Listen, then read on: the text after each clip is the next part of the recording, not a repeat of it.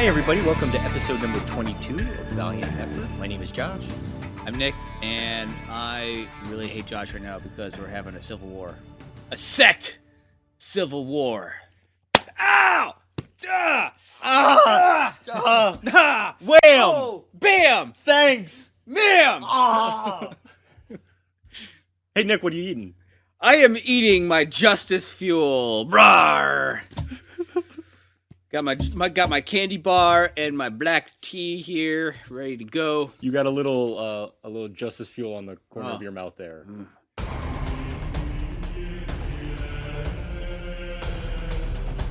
Archer has returned from the far away, and he's not happy. He organizes a meeting with Kozel, the head of Project Rising Spirit. Kozel agrees to give Archer information on who he is if Archer will retrieve the Wheel of Aten for him. Whoever controls the wheel controls the many divisions of the sect. Mary Maria is captured by the Sisters of Perpetual Darkness, and it appears that the Sisters have killed members of the 1%. But it seems another faction is responsible for that, and war between the sect's factions is inevitable. Meanwhile, Armstrong and Ivar are on a pub crawl through history. Archer is searching for Armstrong because he needs his help to retrieve the wheel. Archer eventually catches up with Armstrong at the beginning of Prohibition in 1920 because, time travel. With Archer and Armstrong reunited, the search for the wheel can begin. Good news, Armstrong knows right where it is. Instead of just telling Kozel where to find the wheel, Archer tells all the different factions of the sect. After a fierce battle in a submerged pyramid, Archer is able to unite all the sect's factions but two.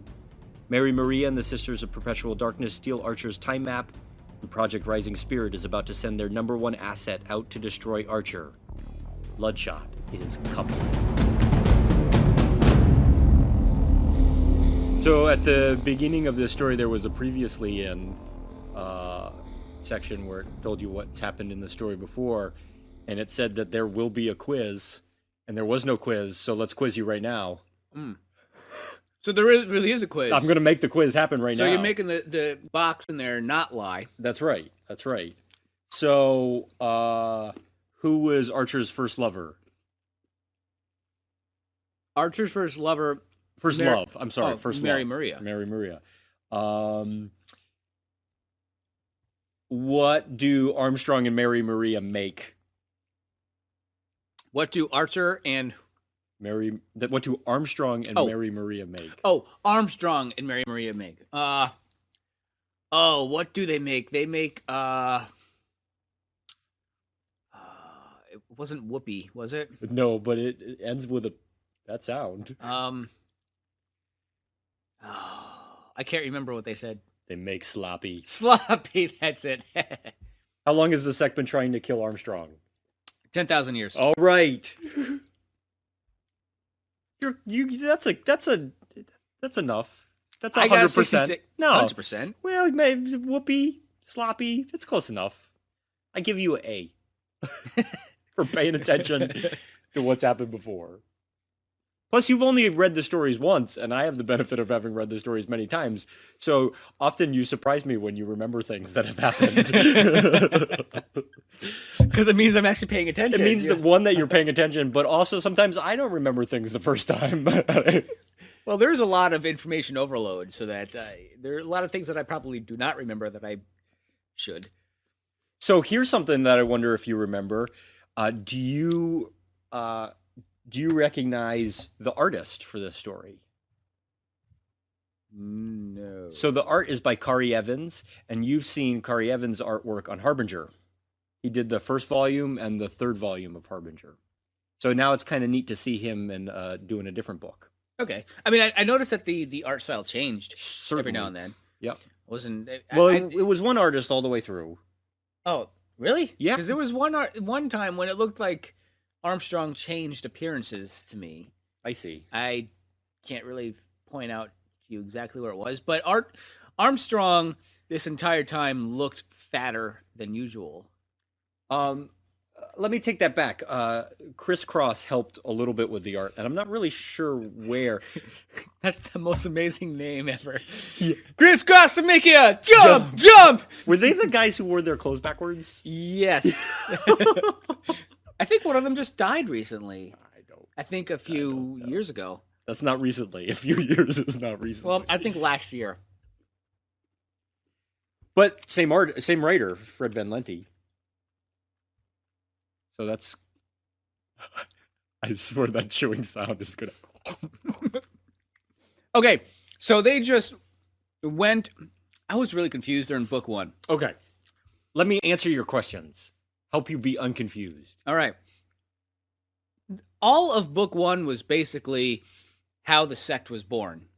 From what? The first half. Okay. Yeah. Sure. The sect was born. Why?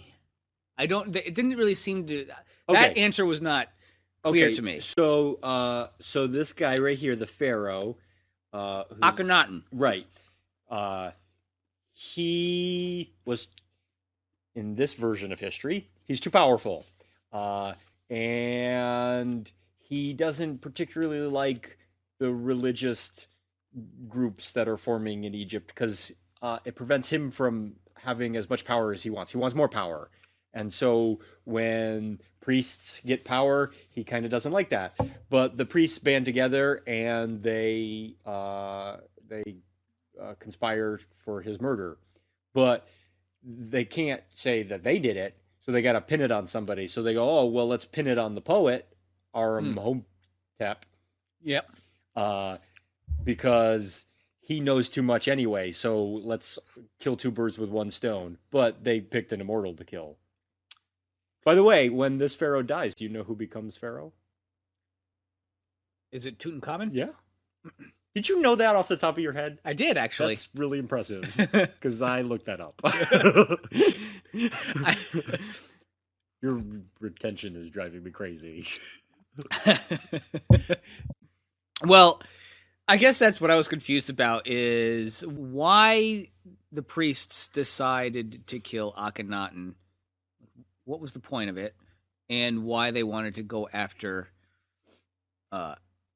Armstrong. Because it was Armstrong there when they killed him? Because I don't think he was. He wasn't there, no. So he was just there.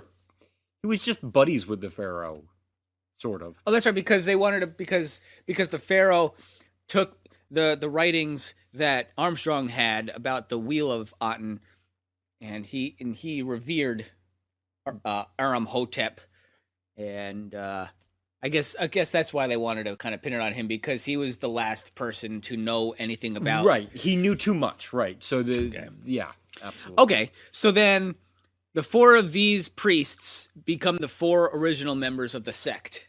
The four original members of the sect and the four important divisions of the sect. So each one of them represents a different division? Each one of these four represent a different division. Now, I think as the sect evolves and grows, certain divisions break up even more. But what are those four divisions again? One was like police and granaries. Right, so you have police, treasure, granaries, and public works. So we learn later that the police section of the faction of the sect becomes Project Rising Spirit. And treasure is probably the 1%. Mm-hmm. And public works would be the master builders. Mm-hmm. And also probably the gnomes of Zurich and such like that. What are the granaries? Sheesh eaters. Okay. Sure. Yeah, drug guys making drugs, I guess. I don't know. Okay, so were they formed at this very moment? Well, I think at this very moment they decided that they needed to stick together and create a organization that would last. They obviously knew who each other were before that. Okay. All right, so that clarifies it a little bit. And a lot of this issue was a lot of politics, and it's very hard for me to follow politics sometimes. So I just have like a brain turnoff. I love politics. I know you do. Yeah, whenever politics comes in books for me, that's when I perk up. That kind of stuff really interests me. That's why I think I like the sect, because there's just, what are they all about? I kind of kind of turn off when the religious stuff comes up. That's how I get when it comes to politics. I try hard. I reread so many of the word bubbles just so that I could actually have it register in my head what was going on. But I still think even then it just didn't. Not everything clicked for me. Yeah, I think it's because I was also wanting to read about Archer and Armstrong, not the 1%. I didn't really want to be reading about them. I wanted to know what was going on between Archer and Armstrong. and they didn't really get together until the third book. Right. That kind of disappointed me. Because I just wanted to read more about them, just having their own little adventures. Yeah. It was the first book was a little difficult for me to read. It was just hard to get through. But anyway. So here, I think you've already mentioned this, but the people dressed in these alien outfits that I keep referring to as Tally from Mass Effect. Yeah, the Project Rising Spirit soldiers. They so they're clearly not aliens, they're just suits. Yeah. But you already mentioned that before.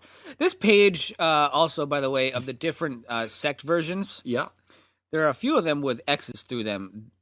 They no longer exist, is that correct? That's right. We've seen the destruction of the Null and the Green Dragon Llamas and the Dominion. Yeah, that's what I was sure of. Yeah.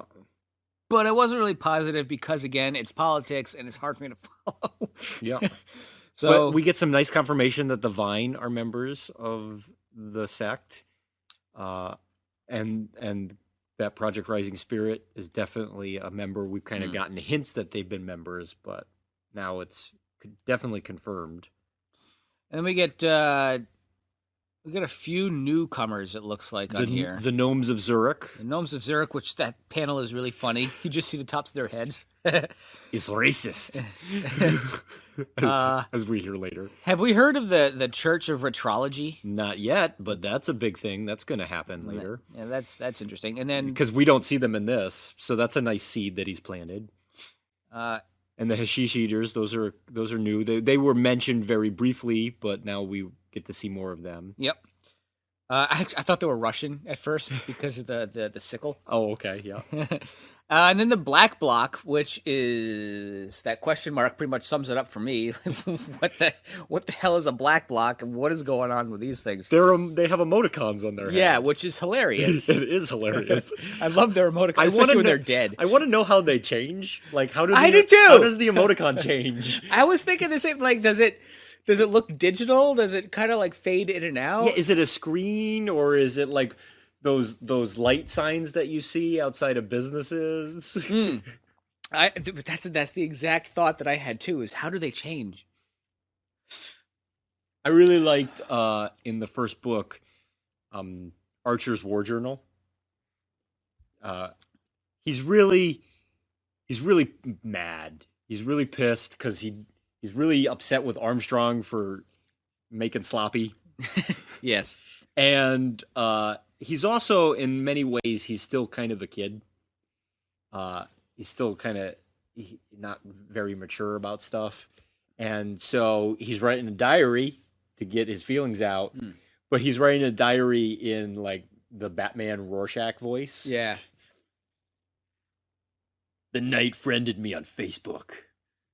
The Knight likes my Instagrams. The Knight follows me on Twitter. We are totally BFFs. That's the voice I hear. Like when Archer's talking, I don't hear that voice, but the way that he wrote this essentially sounds like he's almost like Punisher, Punisher at a war journal. He just has this dark voice in my head. Do you think that they're kind of having a play on Batman? Oh yeah, I think they're totally making fun of it, and especially like when he jumps down and there's the lightning behind him. That is totally Frank Miller Dark Knight. Okay. Absolutely. Some call it fried dough. Some call them funnel cakes. I call it justice fuel. Justice fuel. I call it justice fuel. And I finished half of my justice fuel. Now I got another after that. Gonna take a sip now. And the best one is at the end of book 2. These so-called Happy Meals are misleadingly named. I am just as filled with rage as I was before I ate them. The toys are a nice touch, but they do not help. There are these great college humor videos where it's I'm Batman. Just yeah, people doing that. yeah, it's like this whole Batman series, and one of them is Batman trying to find his voice. Yeah. Oh, nice. It's the scene where he's got the guy hung upside down up on that building. And he's like, "Where are you holding the prisoners?" Whatever he says there, and the guy's like, "Really?" He's upside down. He's like, "Really? That's your voice? Really?" And so they just go through the whole thing, and then after a while, after trying all these voices, Batman guy, he coughs, and then he gets that hack in his voice. Yeah. And he goes, whoa, wait a minute, do that again. I gotta say, I like those 3 Christopher Nolan Batman films, but I really think that what's his name sounds absolutely ridiculous. Kristen Bale, when he's talking as Batman, he just sounds so stupid. Like, well, that's the whole point. No, it's not the point. No. That's the point of the college humor videos. Oh, yeah, it's ridiculous. Yeah, right. But shame on them how stupid he sounds. I don't think he sounded that bad in the first movie, but it got enunciated. Do you think Affleck's gonna do a Batman voice? Oh, of course. Even Keaton, Michael Keaton did a Batman voice. I hate Batman voice. Voice. But Michael Keaton's Batman voice wasn't as raspy as... Yeah. With each iteration of Batman, it gets worse and worse. No, because... Well, I guess so, because... Kilmer did it. Yeah, Val Kilmer. Now, George Clooney didn't even change his voice whatsoever, which is just... Can you imagine Adam West with Batman voice? That would have been hilarious. This way, little buddy. Back to the story. Yeah, okay. I really liked the mentions of what's happening in Romania and the mentions of Harada in the first book. I really like when they tie, when things get tied into the greater universe as a whole. So I thought that those 2 moments were pretty neat. Was there something going on in Romania in real life in 2013? No, Eric took it over. Oh, that's what you're talking about. Yeah. Yeah. No, yeah, he did mention that the Romanians took it over, and I thought that was a little odd because I didn't think that Eric took over. Well, we saw the beginning of that. We saw him trying to cultivate on Russian land, and they're like, "You can't do that." But that's the last that I've seen. Well, we saw him fighting a submarine. That's true. Yeah. I forgot about the submarine battle. So, it's been a while since we've seen since I've read Man of War. Yeah. So what you're saying pretty soon. What you're saying is that something's going to happen with Man of War, and that ties in with it. Yeah, you have good unity of thought. Now, one of the covers is a picture of Unity, and I was looking at all the characters in there, and it looks like another one of those crossovers. So I'm getting a little bit of more information on what Unity is. It's the one with they're at Comic-Con. Oh, the Comic-Con cover? Yeah. That's a cool cover. All right. We're not talking about covers yet. Let's talk about book 2. Okay, book 2. Book 2. You ready for this? My favorite single issue I've ever read in Valiant. Ever, yet. Of all of them, even up to date so far. It's kind of what I expected the Eternal Warrior story to be, where they're kind of jumping around different time arcs. Not so much in that sense, but just you get to see what happened in the past. Well, you remember how I've said it a couple times, that Time Walker is one of my favorite characters. Yes. And, reading this issue again in preparation for this, I just cannot wait for the Time Walker series that's coming by Fred Van Lente. Because it's such a good issue. And it's so funny, too. He's got the beer stats and the man stats. Yeah. But now that you mention it, Ivar did mention that he's seen every single possibility that could possibly exist And so that would be a really cool story to just see. Oh, yeah. Like one of the things he said in there, I can't remember what he said, but he did mention some kind of possibility that was like, that could suck. Oh yeah, well he talked about saw the reality where Hitler won the Nobel Peace Prize. That's it. And Mother Teresa was slitting throats in Calcutta. That would be cool to read. Yeah, that would be cool. So let's talk about time travel. Okay. He says at one point, like Armstrong says, "I want to go and help my younger self fight these guys off," and Ivar says, "Well, you can't do that because the past does not allow itself to be changed." Yep. So that subscribes to the theory that no matter what has happened, it's already happened. So if somebody goes back in time and steps on a butterfly and that prevents a species from eventually growing or whatever, Butterfly effect. right, Butterfly effect. then that's happened and that can't be changed. That time traveler always went back in time. But then later he talks about how he's seen every possibility, and he's seen all these alternate realities. So what gives there? Like, is it both?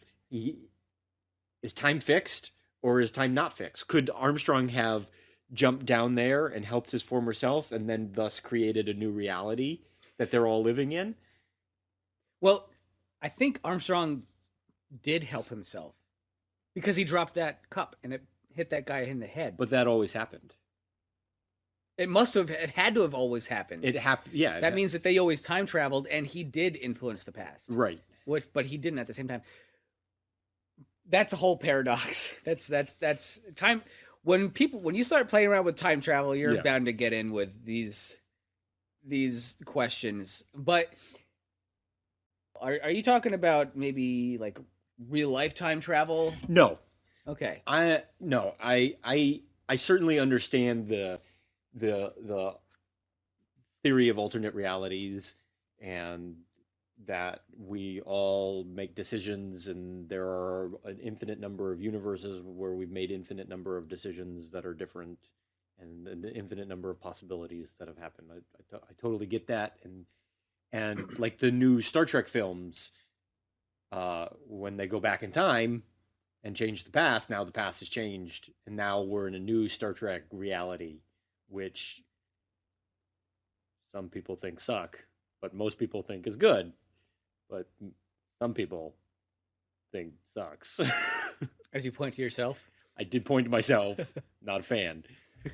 I mean, they're fun movies, but they're not Star Trek. They're Star Wars. With Star Trek uniforms. Which is fine. I like Star Wars, too. So, no, I totally get that. I kind of want to understand what the rules of the Valiant universe are. We're about to get a Time Walker series. So I want to know what the rules are kind of going into that series. Is he going to be able to change the past? He kind of even hinted at the end of the issue, well, there's some things that I saw that I didn't really like, and I'm going to try to change them. And he thinks that he can, almost. So I'm really curious what the rules are. I don't have too much input because you know this so much better than I do, and I can only guess as to what the rules would be based on this trade alone. But to me, it would seem that Ivar knows that the past cannot be changed, but at the same time, he can time travel, and if you time travel, you're not really traveling to the past because it will always be the present no matter what time it is, and therefore you can do whatever you want. You can change however that is. Yeah. Oh my god, that's so confusing. That's trippy. Well, around episode 50 or so, we can revisit this conversation. You know what's interesting though is that in real life, I believe time travel exists. Yeah. Yeah. Talk about that. It's really simple. Actually, it's been proven in a way, in such a way. It's not proven to the point where you step through a portal and you're in the past. There's two instances. One is my own take on it, which is when you're in a plane and you're going from eastern United States over to China, I like to say I'm time traveling because I have, within a span of 20 hours or so, I've gone forward a day, and I'm now ahead, I don't know, half a day than I was before. Yeah. So that kind of stuff drove me crazy when I made the timeline because there were events that were happening in Japan and there were events that were happening in the US, and I had to justify them in the timeline. Drove me bonkers. So I just like to say that I time travel that way, which it's just fun to say. Yeah. But there have actually been experiments where you can actually slow down time. The higher you are in elevation, I believe, the slower time goes. And one experiment was done where these scientists synchronized because you're spinning at a slower rate. I don't know. I don't know what it is. Okay.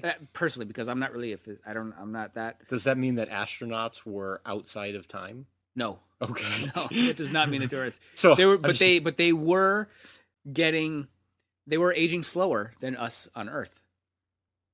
Because they're farther away from the I don't get it. I don't understand it. I don't understand it, but that's according to this rule here, that's the way it goes. But what they did is they synchronized two watches, kept one on the ground, and they put another one up on a plane, and they flew it around the Earth or whatever they did, and the one on the plane was a minute or two behind the one on the ground that stayed on the ground. It's the weirdest thing. Wow. It's really weird. And they've also done experiments where the faster you go, the slower time gets. And there's really no effect. Yeah, it's like if you can go faster than the speed of light. Certainly. If you go faster than the speed of light, you'd probably actually turn back time. But the faster you get to light, the slower time gets. And I know Neil deGrasse was talking about this at one point. I was watching in one of his lectures, but if you get to, 50% the speed of light, this is not correct. I'm just kind of paraphrasing with wrong terms, but I'm going off the top of my head. But if you go 50% the speed of light, then you have slowed down time a few hours. And if you've gone 90% the speed of light, then time goes down, slows down to 12% of what it was. And if you go 99.99% of the time, everything is just crawling by, and then you can just last forever. But you can't ever get to light. Nothing can get to the speed of light except for light. So when you look up in the sky, are you like me and you look up there and you go, I'm looking into the past? I do. I do. It's so fun to do that. Even when you look at the sun, it's like, yeah, that's 8 minutes ago. Yeah, I did that. Or the sun, or the moon. That's 2 seconds ago. Yeah. You know what? I really liked this issue because it was really fast paced. There was a lot of places that they went to. I thought it was a good example of what the Time Walker series can be coming up. So I've already told you this is one of my most favorite issues ever. How do you feel about the issue? Well, I was confused. I was confused because too much was happening. There was too much happening. There was a lot of fights. There was a lot of explosions. There was the Muslim dude that came out of nowhere, and that's during the Siege of Vienna. Okay, how was I supposed to know that? Well, they told you. Oh, they did? Yeah. I must have missed that. And the date then. Also will tell you. Well, yeah, it's fine. They said the date. But I guess what I was confused about is they catch a time here, and then they happen to be in another calamity somewhere, and then all of a sudden an explosion happens seemingly on top of them, and now they're somewhere else. And then New Year's happening, and Archer and Armstrong is getting into a fight with a random guy for some reason. Well, the guy tried to take his beer 7 seconds before midnight on the first day of Prohibition, so he got a little pissed about that. Yeah. Okay. So we had the Siege of Vienna. We had the Great Beer Flood, which is a real event. that happened and people died. Okay. Like a distillery exploded and beer just flooded the streets and people died. Can you imagine dying that way? No.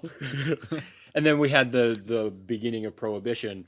It's like Fred Van Lente said, all right, let's find great moments in alcohol history and we'll put them in this story.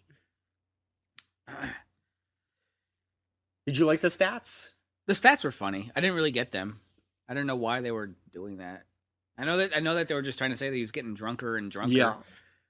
It's just to show the passage of time in a story where we really see passage of time. I guess. I don't know. It was funny to how they had to say, please don't drink this much. Don't drink this much. He's an immortal. He can take it. But is he dying of alcohol poisoning like you posited in an earlier episode? Is he using up some of the life force? He could be. That's a good question. He very well could be. Can Ivar control the time arcs? It seems like he knows where they're going to be, but it seems like he also knows where they're going to go. Like he said, "Oh, I want to go to this time period." Oh, maybe like Stewie and Brian. Oh, let's go over here. Yeah. I don't know. And then we'll find out, maybe. I guess we'll find out. And then and I also like how Ivar brought back up the sentient cities. He said, I gotta get going because the sentient cities know that I'm free. And yeah, he did say that. Yeah, what is going on there? I cannot wait to find out what that's about. Well, going back to my confusion of the fights and the explosions, I think there's just so much happening in so little panels that it's just my inexperience as a comic reader that's coming out. Just because I still expect to see a lot more explanation because I'm used to video storytelling rather than graphic novels. So you mean where you have to fill in the blanks? Yes. Yeah. I think that's my problem is why I was so confused. Do you feel like when you're reading a comic that you're just reading a storyboard? No, I don't feel that way. Okay. I feel like I'm reading a comic. Okay. But I try to actually. I feel like I'm reading a movie, but just a really, really quick version of a movie. Okay. So I guess that's just that's where it's coming from. I think one of the great skills of comic book artists that people don't realize necessarily when they're reading comics, especially a new comic book reader, is panel layout. It's the artist's job to make sure that you're not confused by the way that the panels are laid out and how the action is presented in those panels. We're not going to have the conversation right away, but we are going to have a great conversation later about panel layout. There's one artist in particular whose stuff we're going to look at coming down the line, who just, the way that he tells the story is so much more different than other people. I don't think that panel layout is one of Kari Evans' strength, and I think that I've said this in a previous episode. I think that there are times where I'm not always sure what's going on either. I think where Kari Evans is very successful as an artist is character design. And I think he's got really interesting backgrounds. I think most of his backgrounds are actually photos that he finds, and he does stuff with them in Photoshop to. But I think that that's an interesting look, and I like it. But there are times where the flow of the action seems interrupted panel to panel. It's not as clear. So I'm not surprised that you found it difficult in this story. I think Clayton Henry, whose stuff you've seen, his lines are cleaner. You seem to have liked his artwork. I think that he has a very good flow of story.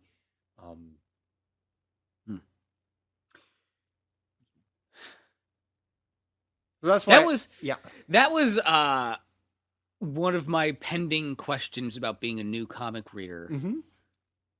Was I still don't know the order to read some of these panels when it's two giant horizontal lines and then there's a block of 4 next to each other. Do I read them top left, top right, then top bottom left, bottom right?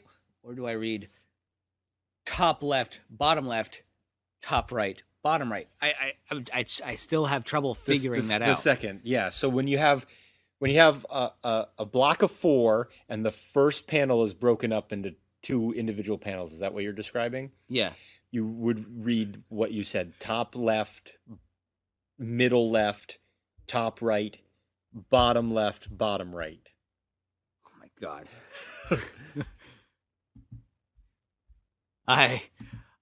Because you can't go, when you read a comic, you can't go over until you've read everything that's in the one area before you go over.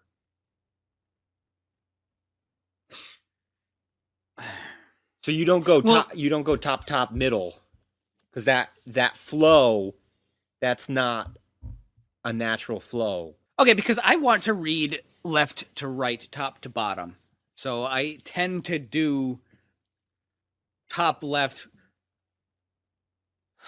top right, bottom left, bottom right. That's the way I tend to go, and sometimes it does not seem to be the correct way to go. It is incumbent on not only the artist to have a good panel layout, but also the person who does the lettering to have good flow to where the word bubbles are. I never realized that there was an art to a page layout till I've seen people show examples of good page layout, and you go, oh my God. Like, yeah, my eyes are totally doing this thing. I didn't even realize they were doing it. It's a subconscious thing.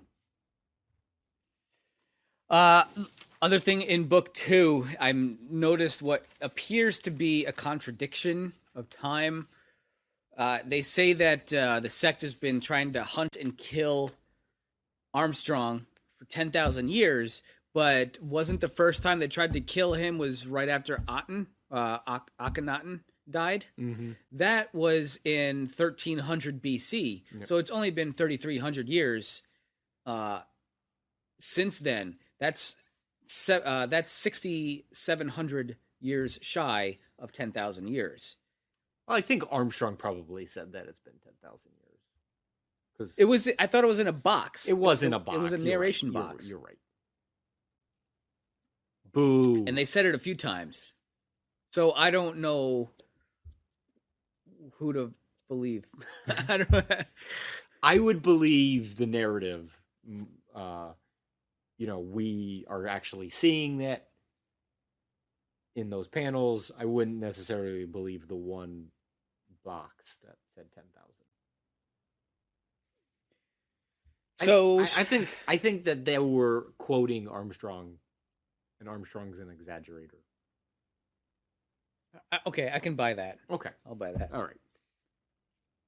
So book 3 has a big emphasis on the Sisters of Perpetual Darkness. Yeah, the Sisters of Perpetual Darkness have come back after a few books. Yeah, they were in the first arc. And just like last time, I was looking for the Ninja Turtle weapons. Because one of them had a sai, another one had swords. I forgot about your Ninja Turtle rant. But that was totally wrong. And then you mentioned to me before we started recording that all their names were of evil people. Yeah, they're serial killers or dictators. Because one was Pol Pot. Yeah, Pol Pot, and another one. And then there was Sister Gacy. And there was Pinochet. Yeah. Pinochet. I said Pinochet. I can't pronounce French names. Yeah, there's a lot of hard T's in the French language. I cannot pronounce French words for the life of me. When I was 15, I went to France. My grandma took me to France with my family, and we got off the plane, and we were doing a bus tour. So we were going to be around people who spoke English, but we didn't know very much French, and we needed to get something to eat, and it was before it was time to meet up with our bus tour. So we found this restaurant, and me at age 15 in a French restaurant, I ordered French fries. The waiter gave me the dirtiest look I think I've ever received.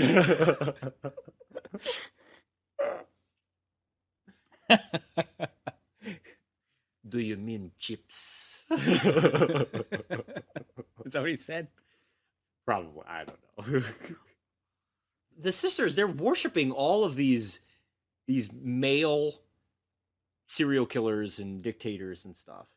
And this is something that I don't get about Catholics. Because they're modeled after Catholics. Catholics don't worship evil people. Sisters will often name themselves off after male apostles. And I always wondered, like, why? Why they do that? I don't get that. I have no answer for you. Like, aren't there enough good female people that you can name yourself after? And in this case, are there any? Who would be the evil females that these sisters could name themselves after? Lizzie Borden. Hey, she was found innocent, and there's still debate to this day. Oh, okay. Jodi Arias. Yeah.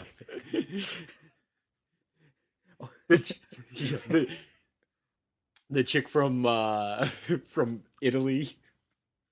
Oh yeah, her. Yeah. Yep. What about the mom who killed her sons by drowning them in her car? Yeah, there we go. There we go. There's plenty of evil women that you can model yourself off after. While the Sisters of Perpetual Darkness were in there interrogating Mary Maria, they were putting her on a quote-unquote trial, and they said that they would burn her at the stake because she was found guilty. And Mary Maria said, wait, what about me? Don't I get a defense?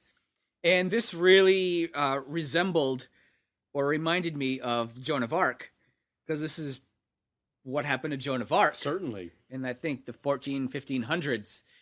I forget why she was imprisoned, but she was imprisoned for whatever reason, and she was put on trial. And she had a very, very unfair trial where everybody was against her and tried their hardest to persecute her. So she never got a fair trial, and she was burned at the stake for that. So Mary Maria's plight mirrors Joan of Arc's very, very well. And just like Joan of Arc, Mary Maria, it was pretty much becoming I don't want to say martyr because she doesn't die, but as powerful as Joan of Arc was. There are times in this series so far where you've made comparisons that I have thought have been a stretch. But this one is a 100% accurate. I think it's no accident that this mirrors Joan of Arc. I think you'd hit the nail right on the head. Mm. Yeah, the other ones that now where's the Star Wars comparison here? Han Solo was frozen in carbonite without really without a fair trial. Without a fair trial. I mean, I know that the case of the bleeding monk being Jesus or whatever, I know that was a stretch of the imagination, and I knew that then. I know that now. I was just saying, hey, it's interesting. Let's have okay. But this one, I was like more serious about that. There's a serious connection here that I'm seeing. Moving on, though, I'm pretty sure I saw a picture of Scarface. Oh yeah, of Al Pacino when they were going through all the different factions. Oh yeah, yeah, there he is. It's Tony Montana.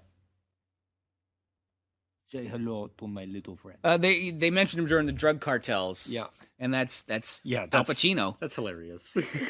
I guess I could have saved that for an Easter egg, but whatever. We got a lot of Easter eggs. Yeah. Archer's kind of a bastard, huh? Yeah, Archer's pissing me off right now. I don't like Archer's just being so angry, and he's so angsty, you know. He's a little kid. He's a preteen girl. That's what he is. That's what he's being right now. Absolutely. So much so that he grew his hair out and looks more like a girl now. The mullet is hilarious. Like, this is my evil side. My evil side has a mullet. So yeah, he's really kind of annoying me right now because I just want him and Armstrong to be together and be all broy again because it's fun. They're fun together. They are fun together. Well, but that's what this story is about. Is about how he realizes that. Who's he? Archer. Archer realizes that. Like in the end, when he's seeing Armstrong just getting beaten to hell, and he has this memory of the conversation that confirms your theory on what happens to Armstrong, that about his immortality. Yeah, and how, he's all out of cats. That's right. Your theory being confirmed. Which I think is cool. Yeah. And that moment where he starts to cry and he realizes that this is his friend and he's being stupid and he needs to relax, and he goes in to save him. I thought that was a very powerful moment, a really great moment. You say that Archer is being an ass at the beginning of this, but he does have like character growth in this story. He goes through an arc. He's much more than Jack Boniface. Because he's changed, he was something and then he became something else, and now their friendship is stronger and more powerful, and that's exactly what I like too in the book. Like those two guys being friends. It's different than Quantum and Woody. Like that's a buddy book, but they're not friends. Like they're stuck together. Yeah. Archer and Armstrong, they're friends. They're not stuck together. They don't have to be buddies and hang out.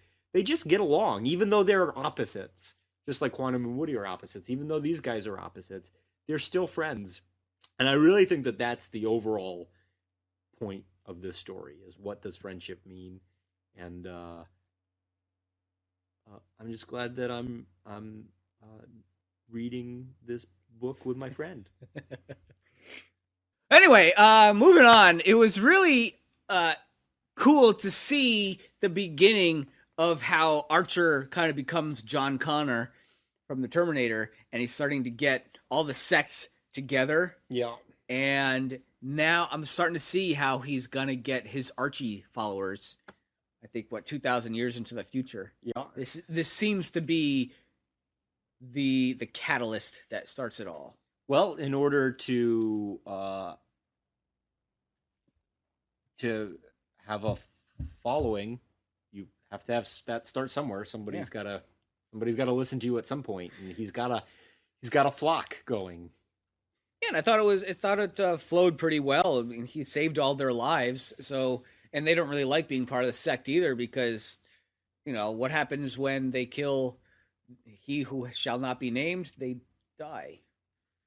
So why not follow somebody who wants to do good? Or I'm assuming, well, he says he wants to do good.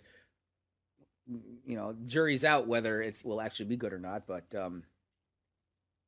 anyway. And then on the last page we get the preview of what's coming up, where Bloodshot's going to be coming after Archer, which should be exciting. And did you notice who Kozel was talking to on that last page? No. Her name was Veronica. And it seems like she's just a secretary for Kozel. But the last page of the first book, we see that Veronica is a member of the Black Bloc. What's the deal with the Black Blocs? Do we know much about them at this point? We don't know very much about them, no, except that they have emoticons on their face, which is pretty funny. Yes, I like that. I like it when they're dead. They have the X. Yeah. In that. Yeah. Easter eggs. Easter egg time. Why don't you go? Okay, I'll go first. You got Easter eggs. There was that address, I think, on the very last page of book 3. Book 2. Book 2? Yeah. I'm sure many people have done this, but I did it as well. So that's a real address? It's a real address, so to speak. There seems to be no East Broad Street. Yeah. But I put it in anyway, and it kept bringing me to this South Broad Street instead, and it intersects with a road called South Archer Ave. So, that's awesome. Yeah, I think that's neat. Yeah, so that's definitely on purpose then. Yeah. So the Arab guy, from the siege of Vienna, who ended up going through time with them, his name was Mahmud. And in the original series of Archer and Armstrong, the leader of the sect was Mahmoud, and he kept trying to kill Armstrong. Oh, really? And he eventually got all his skin burned off, and he became like this mummy. Wow. Yeah. So it's kind of juxtaposed now that they're buddies. Well, except that he's dead now. Well, yeah, he's dead, but Yeah. you know, I thought it was cool that they threw that name in. I was like, oh, hey, that's a nice little callback. And then my next one is Mary Maria's. I don't know if it's her full name. Yeah. But they said her name is Mary Maria Conchita Alonso Archer. Yeah.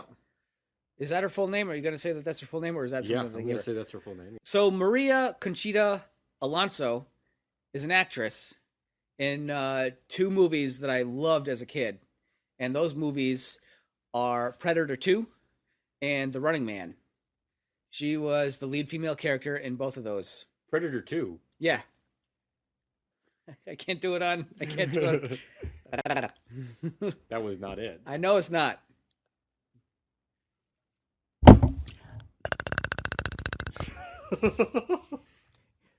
So Maria Conchita Alonso was in Predator 2. Nick has the uncanny ability to make that noise with his mouth. And he will do that when he's behind you. And it's a freaky noise. Wait, Predator 2 is one of your favorite movies As a of all kid, time? oh, okay. I liked Predator 2 better than Predator. I have since grown up and realized... my God, you like Predator 2 better than Predator? Back in the day I did, but now I know how wrong I was. Predators is better than Predator 2. I agree. Like a lot better than Predator 2. I agree. Aliens versus Predator is better than Predator 2. I didn't like Aliens versus Predator. Well, no, I didn't like Aliens versus Predator. No, I didn't. But anyway, she is the main character in those 2 movies. Yeah. And I thought that was really funny that they put her name in there because it's such a unique name. That can't be by accident. It cannot be by accident.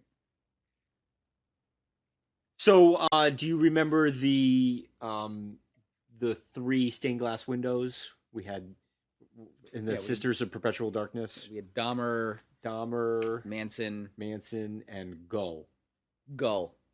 So who's that? He kind of looked like the Penguin to me. Yeah, but you don't know who that is? No. So, have you ever seen the movie From Hell? Have you heard of that movie? It's a very generic name. I've seen a few movies with the word hell in it, so I don't know. So, the movie From Hell is based on the comic book From Hell, written by Alan Moore. Are you familiar with that name? No. Alan Moore is the guy who wrote Watchmen. Okay. So, Alan Moore did this great graphic novel called From Hell, and his graphic novel is one of the possible theories on who Jack the Ripper was. Hmm. So they picked Alan Moore's theory on who Jack the Ripper was. Oh, that's cool. In that. So I thought that was pretty neat. So they're saying that the Gull was the Jack the Ripper. Yeah. So, I'm not going to spoil the movie. I probably won't watch it. So, but I don't know about the readers, listeners. It's a great graphic novel. It's an okay movie. Watch it. It's an okay movie. Yeah, it's pretty good. Okay. It's a pretty good movie. What's your favorite cover, Nick? Well, I'm a big fan of the 4 Sect Civil War covers where it has it in writing. Yeah. I actually bought those covers over the regular covers when the books came out. Yeah, I mean, the covers this time seemed a little sleepy to me. Nothing was really sticking out.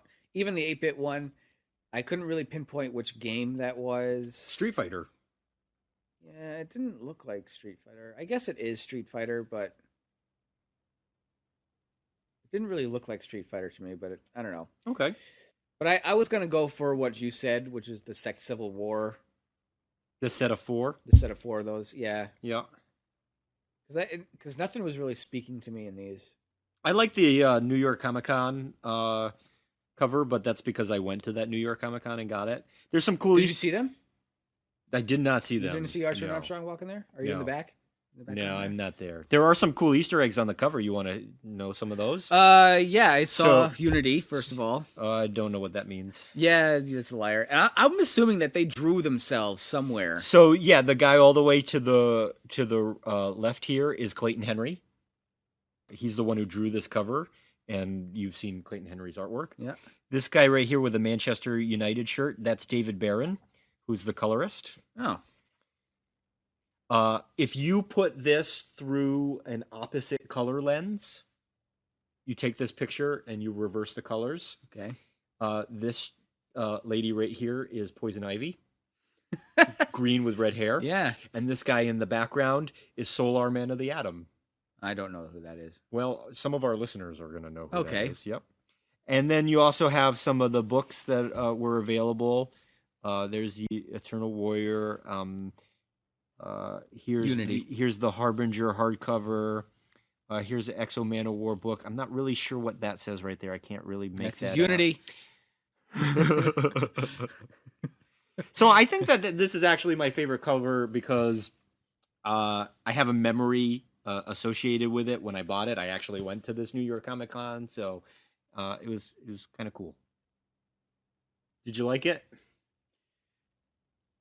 Well, I gotta say, before we spoke today, I wasn't very happy with the book, Okay. to be honest. Okay. The first two issues in here, I was just frustrated because I just wanted to read about Archer and Armstrong. Okay. I just wanted to, and they were apart. And then the first book didn't have them at all. And the second one, they were apart. And the third one, they were kind of back together, but not really. And then the fourth one, they got back together at the end. So I just kind of felt like it didn't get my Archer and Armstrong fill. They Okay. were always just separated. But that doesn't mean that there weren't a lot of neat things in here. There were a lot of really cool things that shouldn't be forgotten about, especially how Armstrong got his name, He Who Shall Not Be Named, was in here. There are a lot of pivotal moments in this book that definitely helped move the story along. I actually kind of agree with you in the sense that I think that this is my least favorite Archer and Armstrong arc. This is the fourth story we've gotten, and I've enjoyed the other three more as a whole, even though this had my favorite singular issue in it. I just really like Time Walker. I don't know why. I just do. And so that was a really great issue for me. And that particular issue elevates it more. I actually like the first two issues more than I like this third and fourth issue, which is interesting.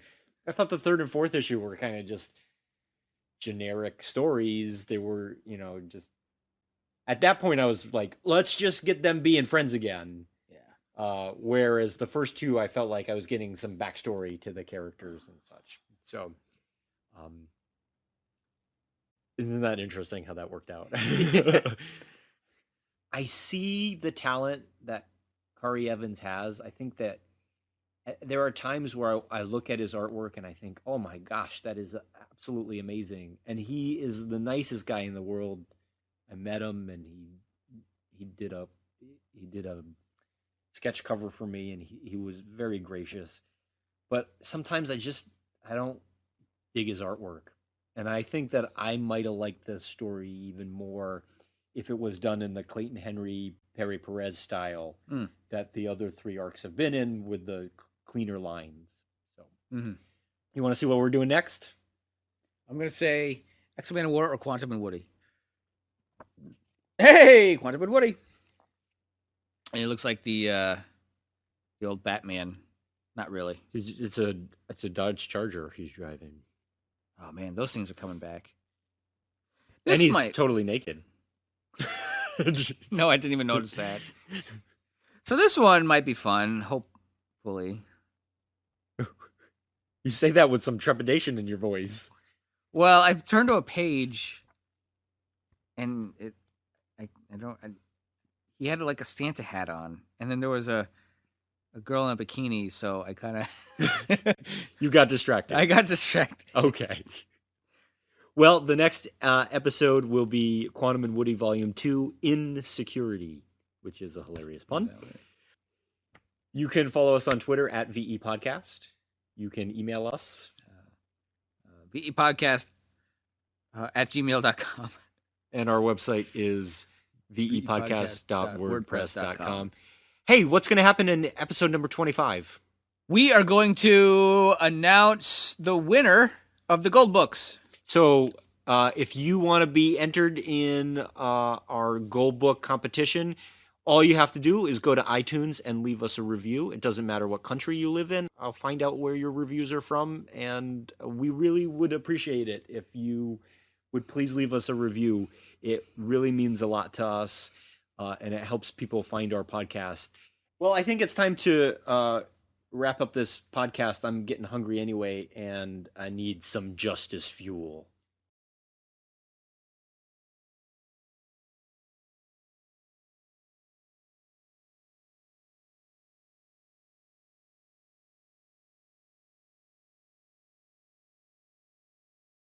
When was the last time you had a drink, Nick? Accidentally last year on Labor Day. Accidentally. It was my last taste of alcohol was an accident as well. I reached for what I thought was a root beer during my fantasy football draft party, and it was not root beer. It was not at all. Did you know immediately, though? I knew immediately. I did not. Oh. Okay? So I'm at Labor Day. I didn't have anything to eat. Nothing to eat. And I'm like, I'm thirsty. I'm going to go and look for something. And it was like, you want some alcohol? No, I don't want beer. I don't want any alcohol. So I go into the place where there's supposed to be drinks for kids, because it's either alcohol or soda. And I pull out, I look at this can. It's 8 ounces, and it says Strawberita on it. And I'm sure all of our listeners know what a Strawberita is. I did not at the time. I was like, oh, a strawberry drink. I like strawberries. So I drink it. I sip it. I was like, oh, it's got a little bite to it. Oh, interesting. I sip it. I'm sitting in a giant circle of my friends, just sipping along, and I'm almost done with it. And then all of a sudden, the world just starts spinning. And I'm like tossing my head back and forth. I don't know that I'm buzzed at this point, and everyone's just kind of staring at me like, "You okay, Nick? You okay?" And I'm just like, "Yeah, man. The world is spinning." And I look at my drink, and I look at the fine print, and it says like something % alcohol. I was like, "Uh-oh." And that's the drunkest you've ever been. That's the drunk, yeah, because I didn't have anything in my stomach to absorb the alcohol, so I got drunk off an 8-ounce strawberry.